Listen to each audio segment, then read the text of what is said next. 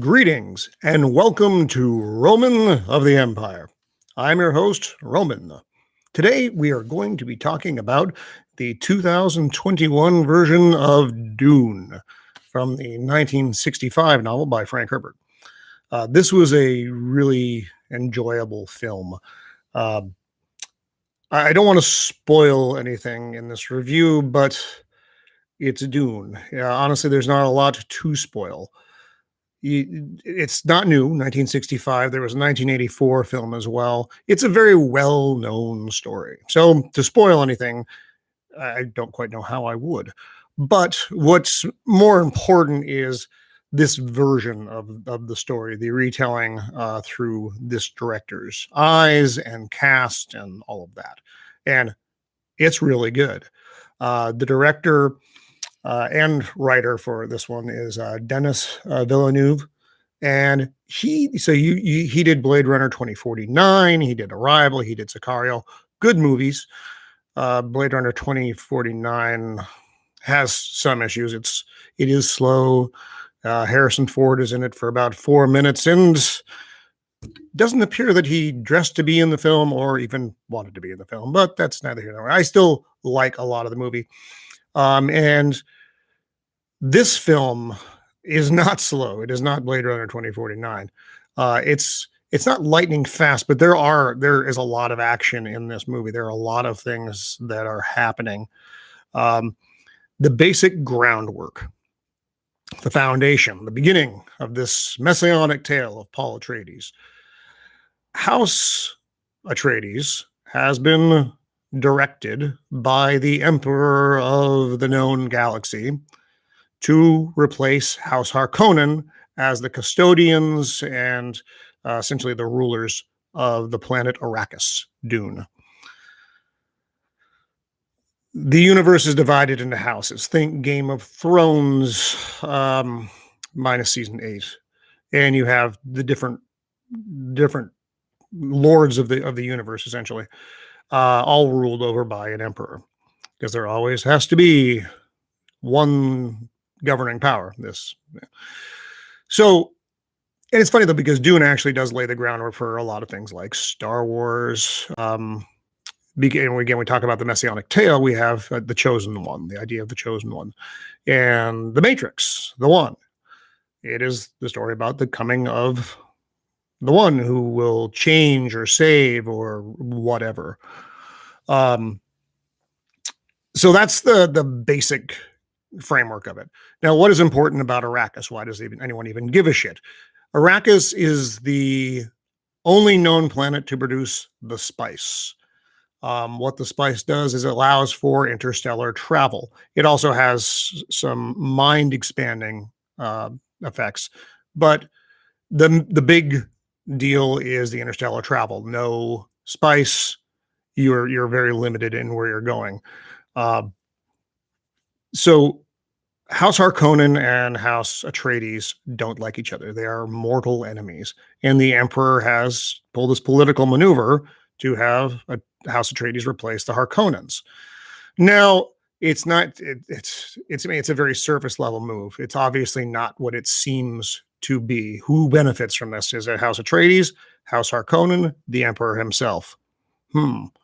So there's a lot of combat in this film, which is done very well. It's kind of interesting because while there is some space blowing up stuff, it's largely swords. Swords are the primary weapon that gets used, which is interesting in a future set movie. It's not lightsabers, mind you, but swords, regular old swords.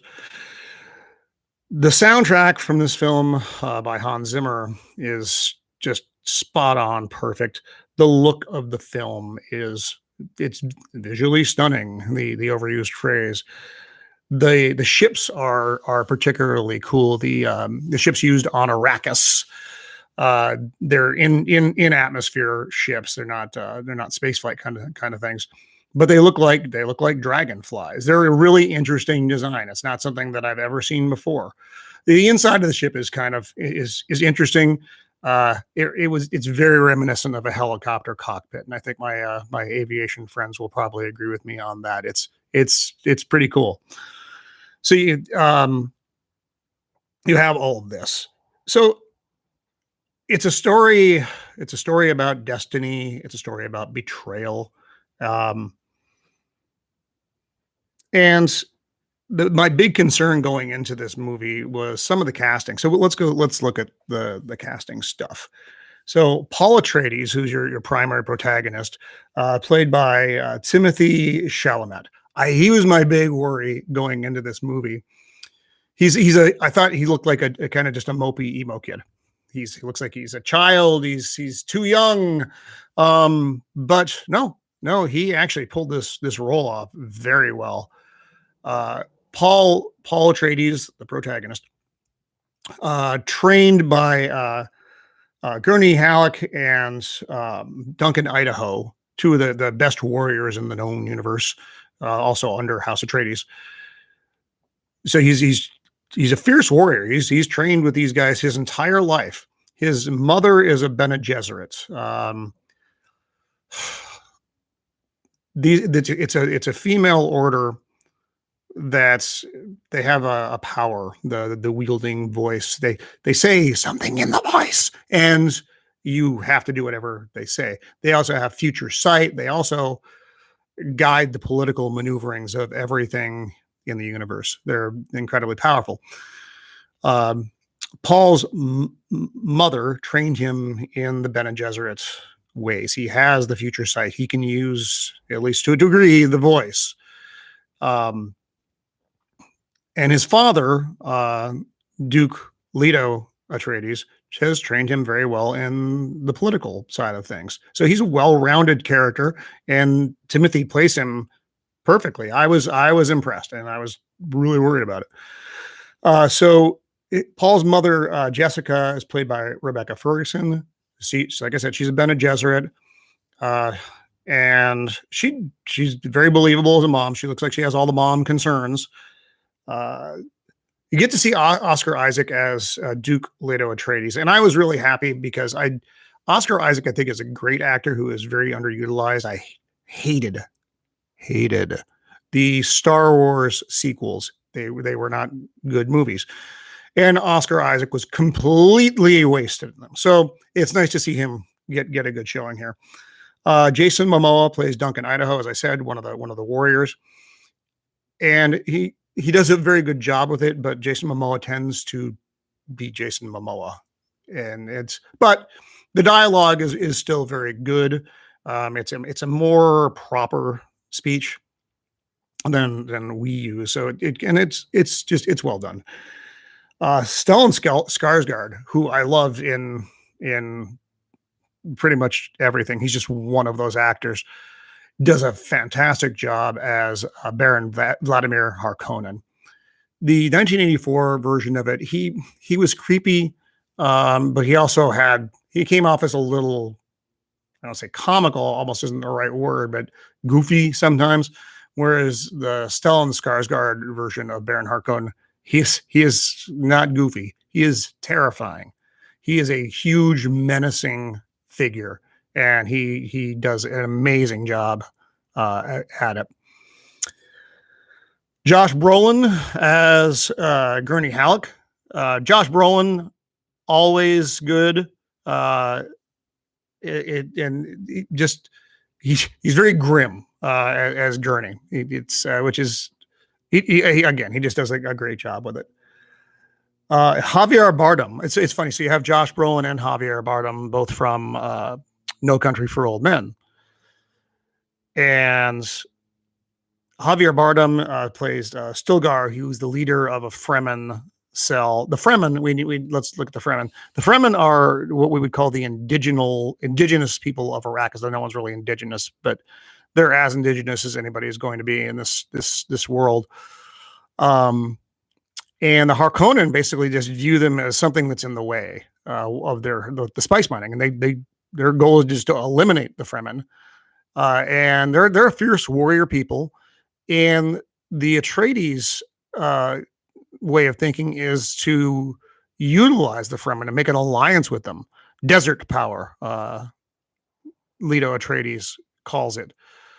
So different perspectives. The Atreides are good people. The Harkonnens are not good people. But anyway, Javier Bardum is the leader of a Fremen cell that uh, House Atreides is trying to base their alliance on.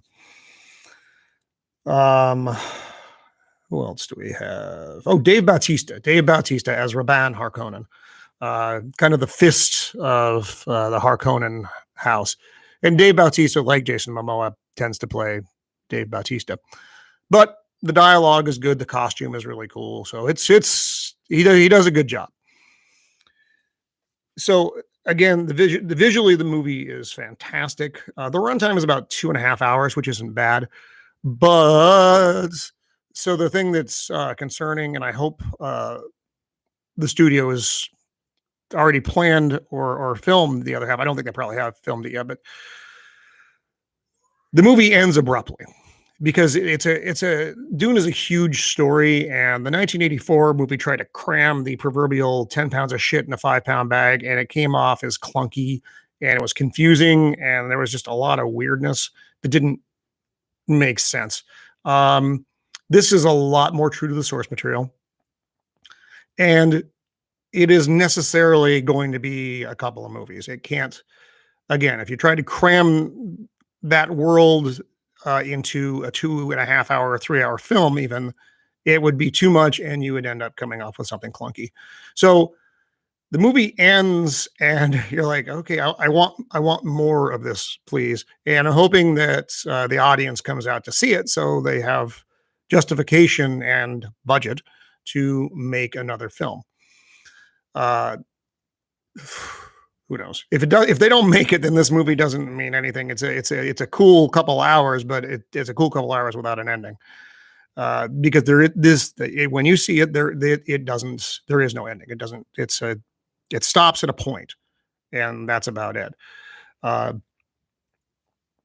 see. Is there anything else that we really need to talk about? Oh, don't get too attached to most of your characters. Some of them, yes, but a lot of them, like I said, there's a lot of battle in this, and the initial betrayal that leads the Harkonnens back to the big fight on Arrakis. You lose a lot of your more interesting people, and that's kind of surprising. You're like, oh no. But it's just so well done. They're like, there's not a part of the movie that I'd say, they could have done this. They could have made a 5-hour movie. That's what they could have done. But most people don't want to sit through a 5-hour movie. I would probably endure it to get this whole story and actually get it done. Like I said, I'm hoping that it happens. Go see the movie so that they make a second half, please. So see it in the theater if you can, because it is this freaking big. But if you can't, HBO Max has it running until the end of November. Any way you can see it, see it. It's absolutely worth your time. And we've talked about before how movies today are not great. They have too much social messaging bullshit that gets dumped on you, the viewer, is vomited up by Hollywood because they want you to do or be or whatever. This movie doesn't do that. There is a social commentary that's attached to Dune all on its own, written in 1965 by Frank Herbert. And you don't need to inject more into that. The story itself is perfect. It's a great story. So anyway, it's a good movie in a time of crappy movies. So get out there and go see Dune. Read the book. If you haven't, it's not a very long read. There's a lot in it, but it's not a super long book, if that makes sense.